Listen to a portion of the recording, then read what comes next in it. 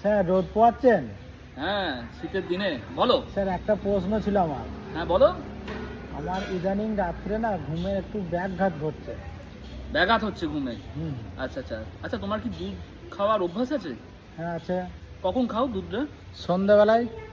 তুমি একটা কাজ করো, রাতে ডিনার সারার পর যখন তুমি বেড টাইম শুতে যাবে, সেই সময় তুমি আধ আধ ঘন্টা 30 থেকে 40 মিনিট আগে দুধটা খাও। কেন স্যার? তাতে একটা তোমার উপকার হবে, কারণ দুধে তো তুমি জানো নিশ্চয়ই যে প্রচুর নিউট্রিয়েন্টস থাকে, তার মধ্যে একটা হচ্ছে ট্রিপ্টোফান। হুম। সেটা তোমার শরীরে স্ট্রেস হরমোন, যেটা মেলাটোনিন, সেটা তোমার সিক্রেশন বাড়াবে এবং তোমার শরীরের যে কোনো স্ট্রেস সেটা প্রশমিত করে দেবে। আর তাছাড়া হচ্ছে ক্যালসিয়াম, খুব ভালোভাবে ক্যালসিয়াম থাকে, যা আমাদের ক্যালসিয়াম ডেফিসিয়েন্সিটাকে ঘাটতি দেবে, মানে মিটিয়ে দেবে। আর রক্ত চলাচল এগুলোও ভালোভাবে থাকবে, তাতে ঘুমটা কিন্তু তোমার খুব ভালো হবে। তবে একটা জিনিস কিন্তু তোমাকে খেয়াল রাখতে হবে, যে কোনো রকম দুধে বিপাকজনিত কোনো ত্রুটি তোমার আছে কিনা সেটা দেখতে হবে। যদি থাকে তাহলে একটু তাড়াতাড়ি খাওয়ার চেষ্টা করবে।